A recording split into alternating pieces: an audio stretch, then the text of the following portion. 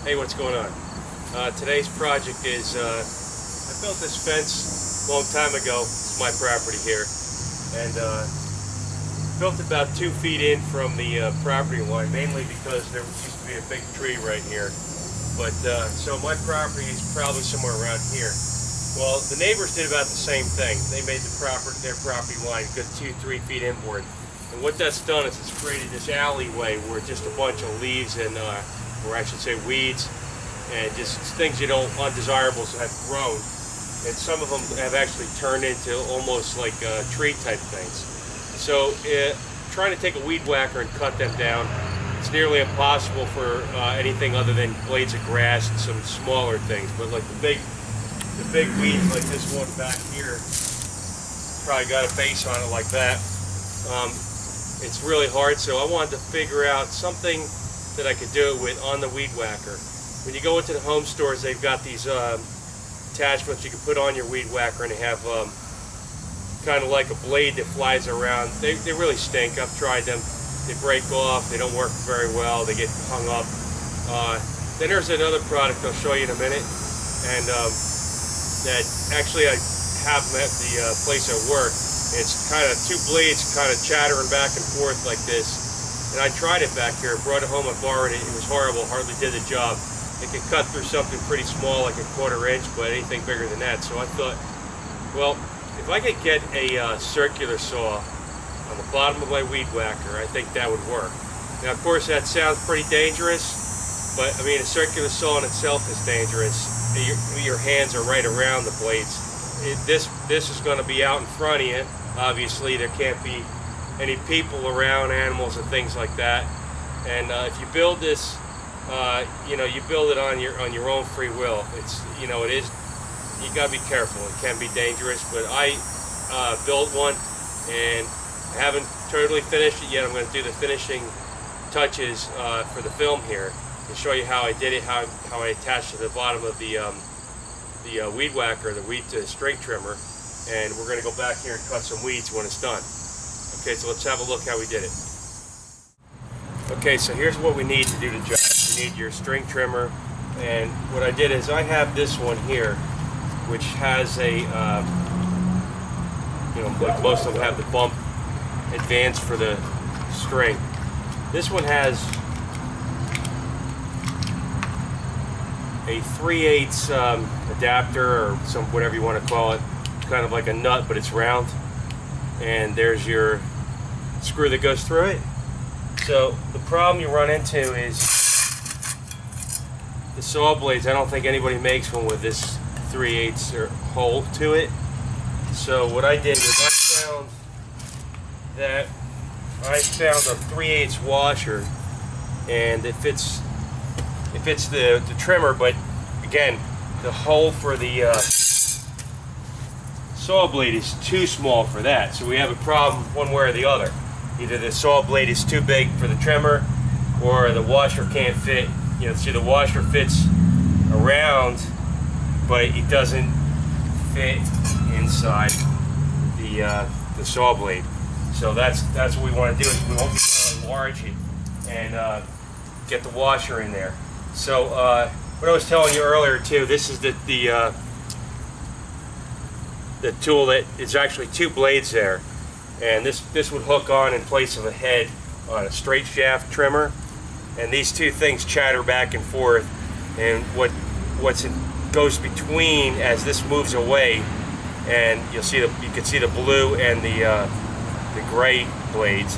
Well, when they're separated, and something like, say, the size of my finger should be able to go through there and snip it off, but it really doesn't work well. Anything with any kind of strength to it just doesn't cut. So I found this thing to be a piece of junk for what I need to do. That's why I was thinking about this. Now, how do we make this hole larger? Well, you could use a drill bit, but I mean, how do you get it centered up? So what I did is I took one of these step bits here, and I think it's about, I don't know what size it runs to, but we're going to drill a hole until, see, I made this one, I tested it, but I figured, you know what, I could try a larger one as well. This is like a plywood blade, so what we're going to do is drill the hole for the washer to fit. And then what I think I'm going to do also, which I haven't done to this one yet, is I think I'm going to MIG weld the washer to it so they become one piece, just to make it a little safer. And we'll try that out. Okay, so we're going to make this hole larger using our step bit.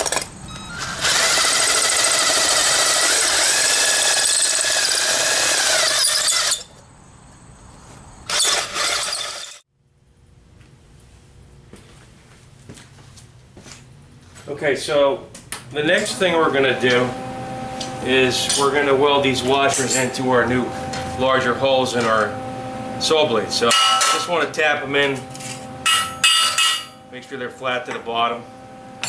And I had more trouble drilling this one than I did this one. I don't know if there's different compositions in the metals that they're made out of, but in any case, this one I whipped right into that I did before I filmed it, and this one took a little more. Had to switch drills, ran out of a battery. So what I'm going to do is just clean it up a little bit around the welding area.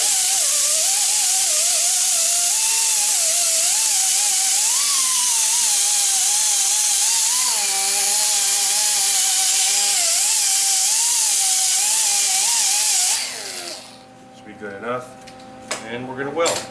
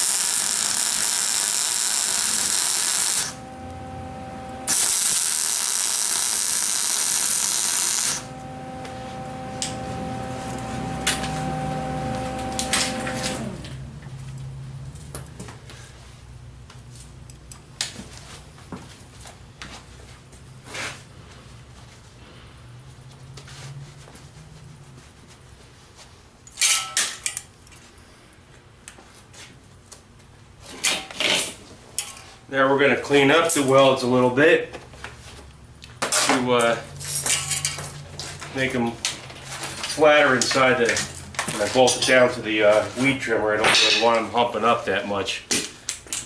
So we're going to flatten them out a little bit.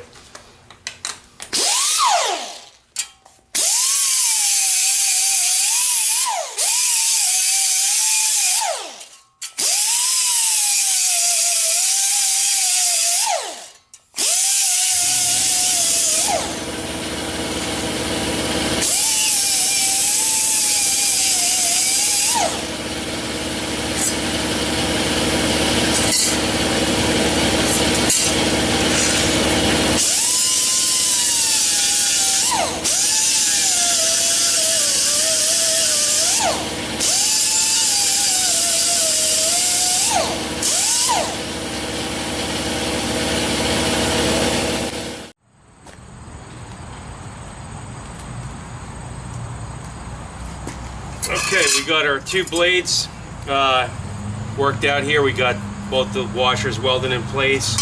It did warp this one a little bit. I could see that, but I don't think it's going to matter. I mean, it's not going to be a perfectly balanced tool anyway. But again, you know, safety first with this. You can't use this around people and things. So I'm just using it in some brush between two fences. There's nobody back there but me. And to mount this up, make sure your teeth are going in the right direction. So if you're looking down on this trimmer from the top, it's going clockwise, so it's looking like this. So to mount up your blade, you would this one would be the label side down, so the blades are, you know, cutting in. I mean, it will work backwards, and if you've ever cut different things like laminates and things like that, or vinyl siding, you purposely put your blade in backwards to get a cut that kind of cuts but doesn't catch. So that might even be beneficial in certain situations, but I'm just going to go with the standard way right now, and I'm going to demonstrate with the small guy here. So I'm going to put my nut on, and if you notice too, you know, one of the things about this is, you know, can it come off and get you? Well, yeah, but is it likely? Probably not.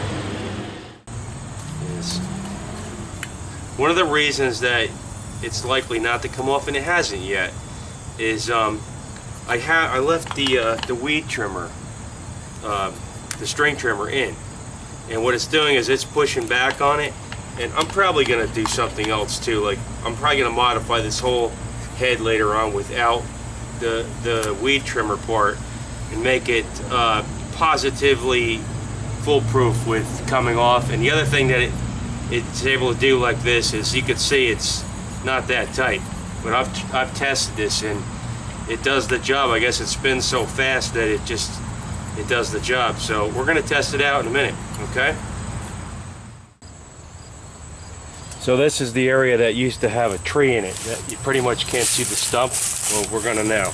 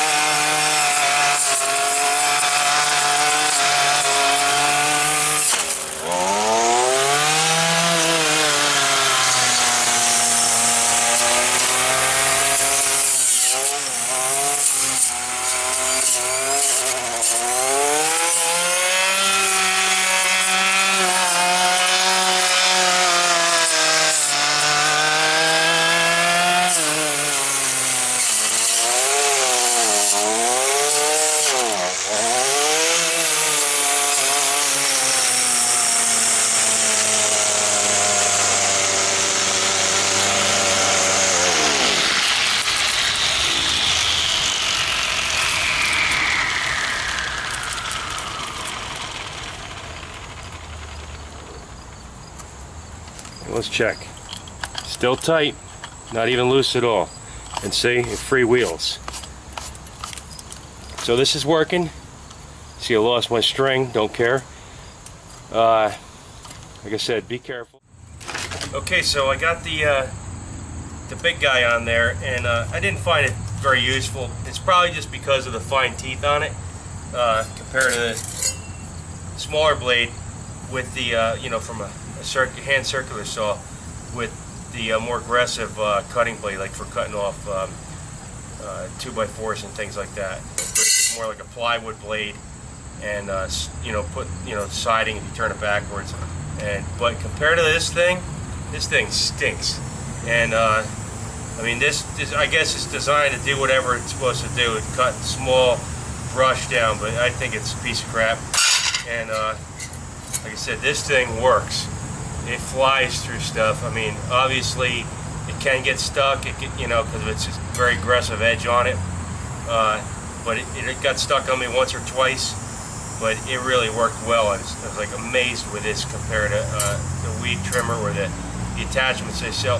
I don't know if they sell anything like this for a weed trimmer, probably because of its safety. You know, you'll get too many idiots that'll you know, not think safe enough, and you know, cut themselves real deep in the leg or something, or you know, mess with it while the machine's going.